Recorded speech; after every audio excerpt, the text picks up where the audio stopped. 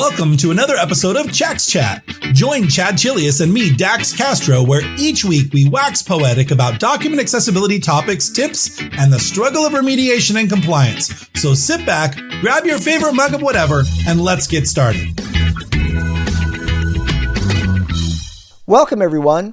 Today's podcast is sponsored by Tamin Inc., a full-service accessibility and technology practice. Tamin partners with organizations of all sizes to shift mindsets and empower people. Wherever you are on your inclusive journey, Tamin's team can help you with web accessibility assessments and accessible digital solutions. Tamin believes access to information is a human right, so head on over to tamininc.com and get more information. My name is Chad Chilius. I'm an Adobe certified instructor, as well as director of training solutions and principal at Chax Training and Consulting. And my name is Dax Castro. I'm director of media productions here at Chax Training and Consulting. And Chad and I are both certified as accessible document specialists. And if you'd like your certification, head on over to accessibilityassociation.org/certifications and get more information. How you doing, Chad? Good, man. How are you doing? Cold, obviously, with the zip up for everyone listening. He just zipped up his jacket. I am, it's not too cold here. I mean, it's in the 60s, the low 60s right now. So we're not too bad. Yeah, not too bad. It was like 19 degrees, early in the morning. But we've had some sunny days. So at least it's gotten like a little warmer, like in the 40s. But I'll tell you, I did a bike ride on Saturday and Sunday, but on Sunday I headed out the door and I'm like, it is cold. It was like 32. It was like 32, yep. And when you're doing like 20 miles an hour and the wind's blowing on you, it's wind chill chilly, factor, man. Shrinkage, baby, shrinkage. And are you wearing one of those skin suits too when you're out there biking? Yeah. Ooh, and like tough. I have like winter gear, like it's insulated and stuff, but it's still, it's an 1/8 of an inch instead of a 1/16 of an inch. Exactly. Right? Exactly. No worries. Awesome. Well, today we wanted to talk about, WebAIM just released their 10th screen reader user results. And so we're going to talk about some of those findings from a document accessibility perspective. And I think, they are inclusive of all web, and we're going to look at some of these statistics and talk about mobile and browser and other things. But really, we really want to focus on web accessibility and kind of what we can glean from this report. And I want to talk about, I posted this in our PDF accessibility Facebook group, and I got some interesting comments back. So I want to touch on those a bit. And if you're not aware, if you're a new listener to the podcast, we do have a PDF accessibility Facebook group with almost 4,500 members in it, which is great. And they're all focused on document accessibility. We don't allow any spamming, no asking for jobs or work. This is truly about supporting you in your accessibility journey and getting you the answers you need, and maybe letting you vent a little bit about some of those difficult situations, but mostly solutions, right? Mostly positive, right? Yes. I mean, pretty much everything on there is of the positive nature. Every now and then somebody gets a little off track and we have to reel them in, and be like, hey, let's stick to the topic. But for the most part, everybody's really helpful and really just trying to solve problems that we all deal with. And It's funny, I forget about some of these problems, but then I'll go on the Facebook group and I'll read something that somebody posted. And I'm like, oh my gosh, I forgot about that. You know what I mean? There's a lot to remember. There's really a lot to remember. Yeah. Well, so I wanted to talk a little bit about this report before we get into it, right? Who does WebAIM survey? It's a survey, right? Now, typically in a scientific environment, you want a very large size of sample size so that you can get a relatively accurate reading. The sample size for WebAIM is 1,539 people. That's not a lot. So take what we say and what we see or hear in these stats with a grain of salt. Understand that this is the best we have. There isn't a worldwide survey somewhere that's got, tens of thousands of respondents. This is a survey they put out every year. we're going to find out here in a second, but mostly blind people are the people who are responding in a very limited demographic. So while we can use these statistics to help gauge and guide us in what we understand is a user experience, just know that it is a relatively small sample size. But the demographic is pretty diverse, though, for the sample size that it is, right, Chad?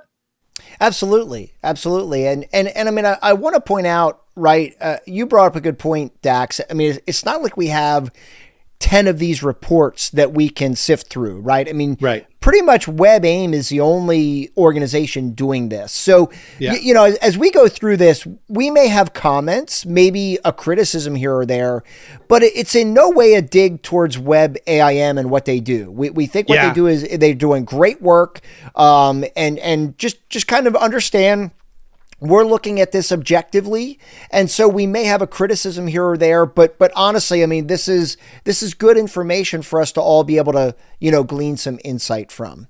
Right. So talking about where people are from, Chad.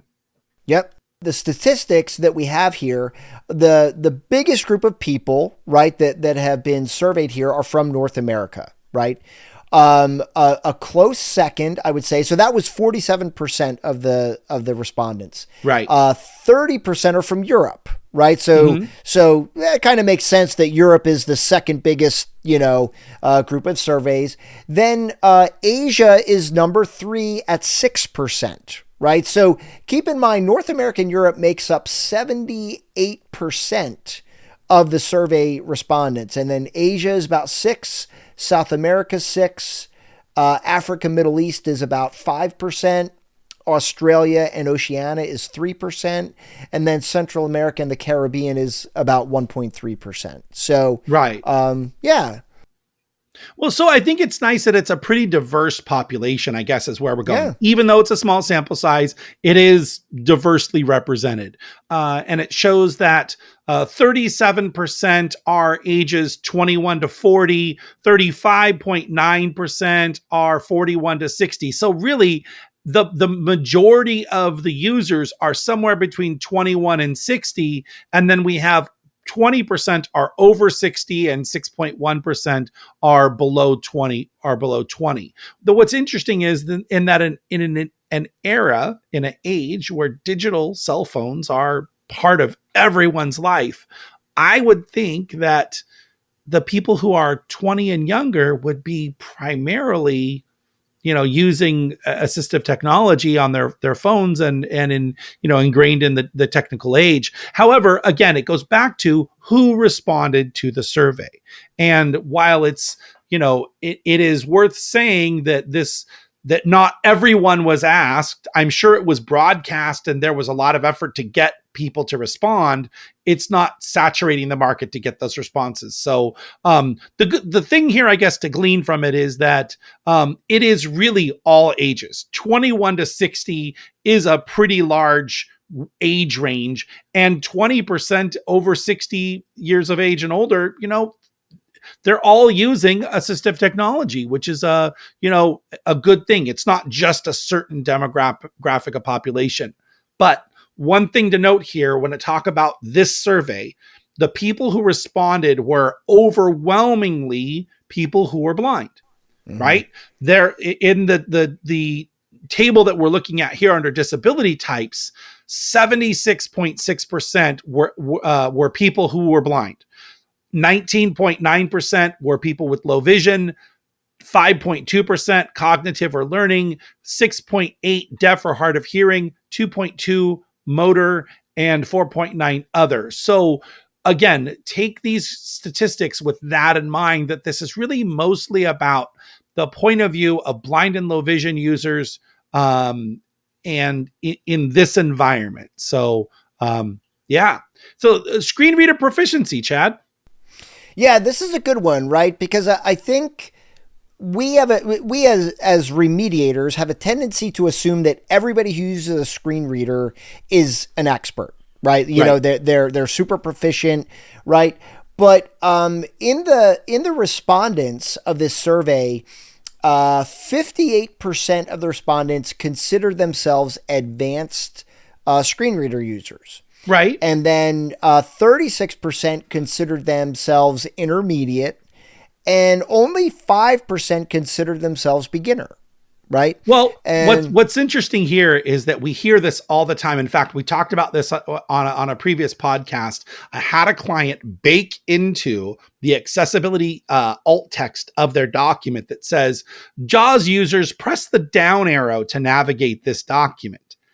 And while a basic user who may not who has very little accessibility knowledge might say, yes, I'm using the down arrow, anyone who's intermediate or advanced would use a down arrow kind of at the last option. They're using a lot of the other shortcut keys like headings and T for tables and all the other things, right, Chad? Yeah, I mean, they're probably using the down arrow key once they get to the section that they're interested in reading, right? You know, maybe a list of bullets, right? Yeah, exactly. Like, once they get to, you and I always say, like the easiest way to navigate a document using AT is by navigating the heading structure. Right. Because that tells you, okay, this is what this article is about. This is what this section's about.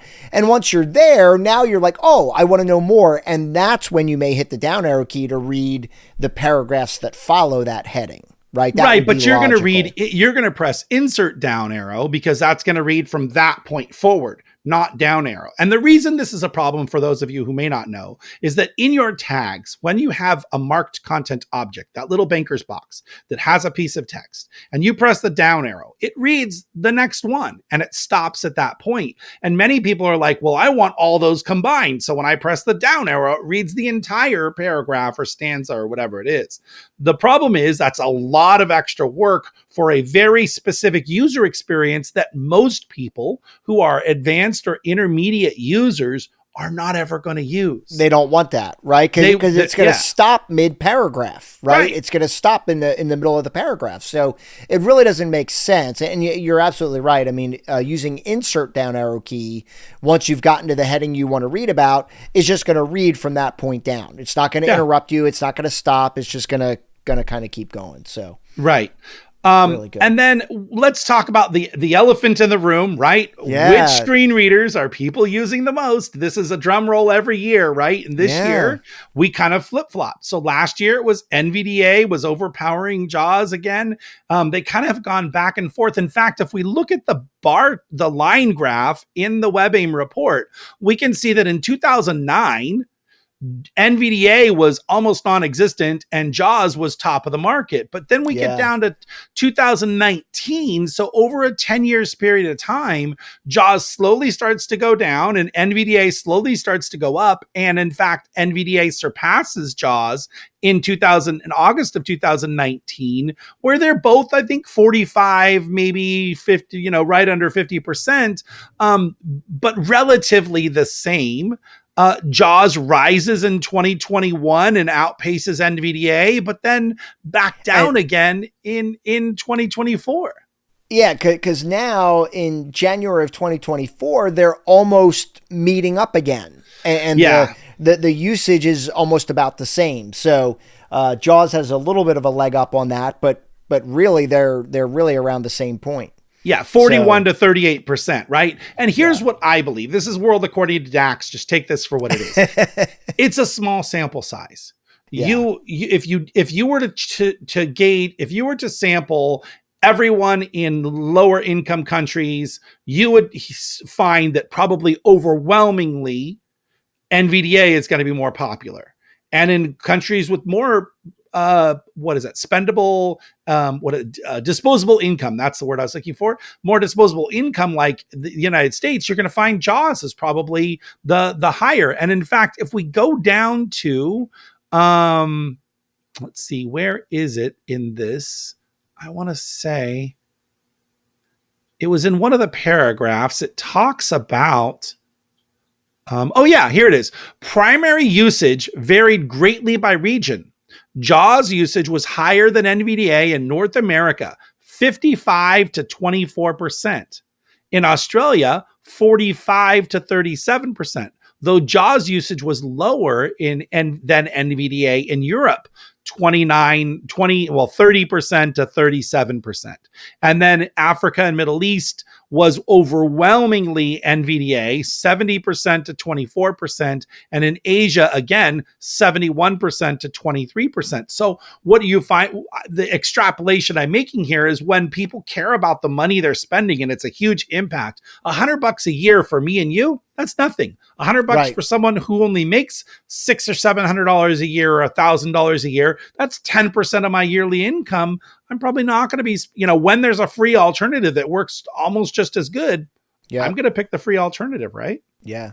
And I think that's one of the reasons why a lot of times when you or I need to demonstrate, the experience using somebody using AT, we tend to reach for NVDA just because I feel like we're potentially reaching a bigger audience, where it's relative, but it's funny how regardless of which one I open, it works pretty much the same. Yeah. Right? I mean, I know JAWS does have some really nice extra features that are really helpful, but from a usage standpoint, they're pretty much the same, Well, there are two major usages for JAWS that I really like. First of all, when I'm in a table, I can press Control Alt and the number 5 on my keyboard, and it will read all headers associated with the cell I'm in. I get to hear exactly where I am. I love that feature. Yeah.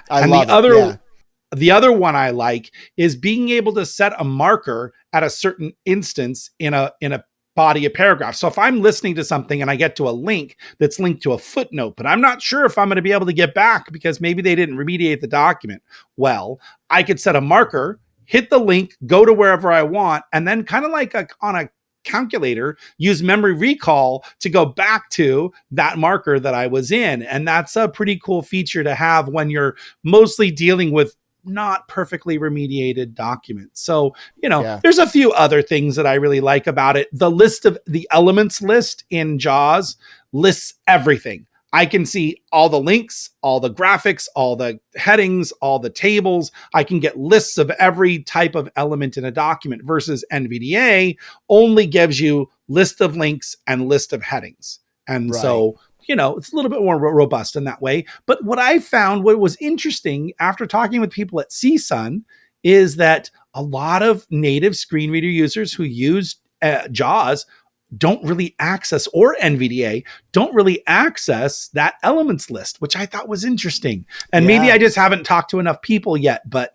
I really like it. And it really helps me kind of browse through information. But apparently it's not so much of a thing in the community who are, using it on a day-to-day. So, interesting. Yeah, I think it's really helpful for like recalling information you've read, right? Like if you read the document, you read through it and you're like, oh, that's right. I remember there's a table that had this information. Right. That's where that list of elements could be super helpful. You just go table. I mean, you could use T as well to navigate through it that way, but yeah. Well, what's interesting about that though, there is a bug, and I've reported it every single year when I go to CSUN, is that in the table, when it lists what the table is, it only just starts with the first few cells of the table in the data row.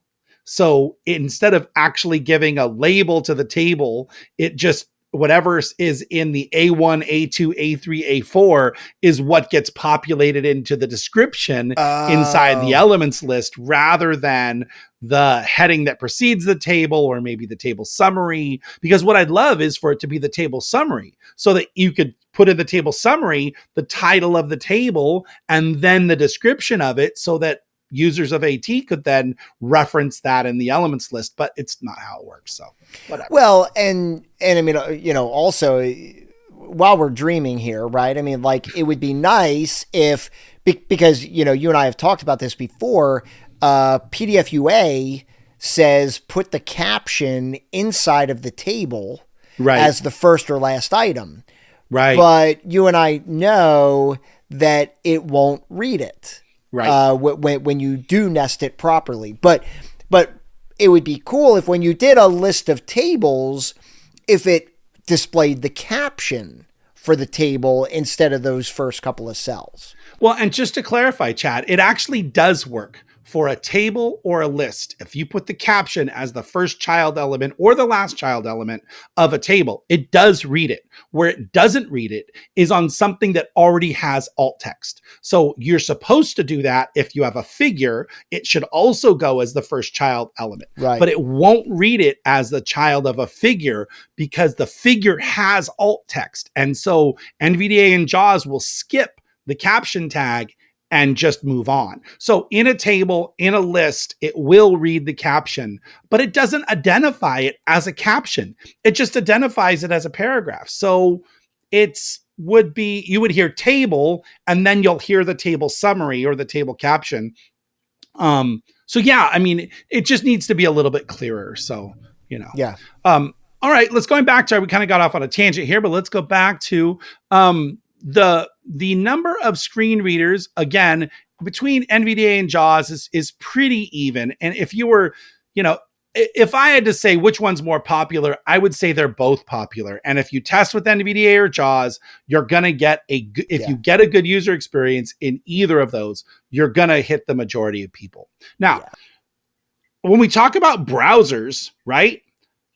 Chrome is overwhelmingly the most used browser, 52.3%, 19.3 Microsoft Edge, which I find very interesting. Me too. I didn't think that would be the same. But here's what I do know, that most agencies who teach assistive technology teach the Microsoft platform. And so they would, because they have a curriculum that follows using Edge or and so therefore that's why they kind of start with that one as the base browser, right? Well, and I've also seen a lot of companies, and I would say a lot of government agencies, default to the default browser on Windows, which is Edge. You used to be Internet Explorer, right? But now it's Microsoft Edge. So that probably helps to push that number up.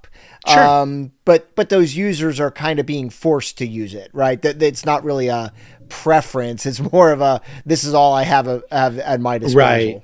Yeah. Well, and what's interesting to note is that a PDF inside a browser is far different than how a PDF reads inside your desktop platform. So if you're looking at a PDF in a browser window and it's not acting the way you expect it to act, headings aren't being announced, all text isn't, the reading order isn't set the right way, your form fields aren't tabbing the right way, it's most likely because you're in a browser environment. And why, Chad? Well, because the browser is unable to render the contents of that PDF appropriately, right? It's like a barrier, right? It's funny. This past week, I had to send a PDF to a colleague. And she said, oh, well, I opened it, but everything is blank. None of your information is filled in. And I was like, wait a minute. I said, are you previewing it in your email program? She's like, yeah. I said, double click on it. Right. Open it in Acrobat or Reader. And she's like, oh my gosh, there it is. I'm like, yeah. So, yeah. But you know what? Like I had read, and I don't know where we are in this DAX, but I had read that Chrome is embracing the Adobe plugin to render PDFs in their browser. Yes. Yeah. So I have high hopes on that. I think eventually it'll get fixed out. Yeah. That could be really cool. I mean, it'd be great if you opened a PDF in Chrome and you could actually read, if it could, I don't know what the term is, but, like penetrate the shell of the PDF and actually see the tag structure. That could be really great. Yeah. Yeah. So definitely, guys, when you're testing your documents using a screen reader, you should be testing them in Acrobat because the experience inside a browser is just not going to be the same. Yeah. Right. Yeah. We recently had a customer DAX where she's like, I'm trying to read the document, but every time I read something, it says blank or it was saying, and I was baffled. I'm like, how could this possibly be? Because I think I sent her the file. And she's like, yeah, when I read it with NVDA, it's coming up as blank. And she did a screen share and she was opening it in her web browser. And I'm like, oh, I can't believe I didn't remember, that could have been a possibility. But And then when we're looking here at the operating system pie chart that shows overwhelmingly 86% of screen reader users in the survey are using Windows. 9.6% are on a Mac. And then it trickles down Linux at 2.9 and other. I don't even know what other would be 1.4. Windows 3.1. I mean, I guess Unix maybe. I don't know, but yeah, they're very low. I mean, Linux is 2.9%. So right. I think that's even high. That's 44 respondents are using Linux. I mean, well, because they're just tired of getting browser inconsistency. So they're like, I'm going to be in control. But I would bet most of those people are programmers, right, in their own way. So because I don't have any friends running Linux. Right. I have like Chad, one. Yeah. So. Yeah. Well, but what's interesting about this is that from a remediator standpoint, the majority of people, and this is the comment that got brought up in the Facebook group, was that the majority of people that are reading the documents might be Windows, but the majority of people designing the documents are probably on a Mac platform, right? And so, we got some of respondents who said, how many is missing or needing the proper tool on a Mac? So they're like, look, I would use Mac if I could because it's my platform, but since I don't have a tool that reads it correctly, I'm going to use Windows. Well, yeah, okay, but in the end, what we need to glean from this report is that our end users are on Windows. And so when you're testing for NVDA, yes, 10% of people are listening to their documents or their content on a Mac. And we both have said many times, on a mobile phone, the iPhone is a great user experience. It's just when you get into the desktop version and you're trying to look at a PDF versus browsing is probably just fine as well. But in Acrobat, there's just it's that barrier, right? And this goes back to the old Flash days where Adobe and Apple have just kind of said, no, we're not playing nice with each other. And it's just the way it is. So it's kind of one of the common questions we get when people start remediating is, okay, I'm on a Mac. How do I test my document now to know it's compliant? And the answer we give them is not very, very, it's never very welcomed because, go ahead.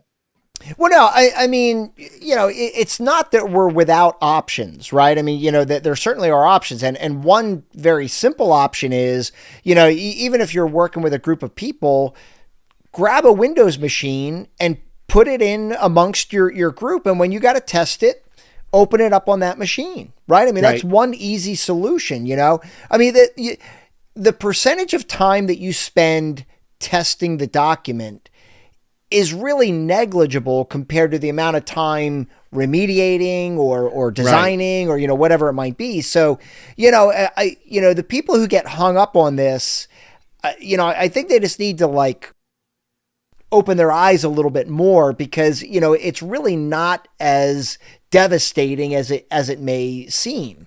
And then as I said in one of the previous podcasts, even on the new Macs, you can run parallels and run those Windows applications. I mean, I do it. I'm the token Mac guy, in the remediation space that actually does this. And for me, it works. I have no issues. It works great.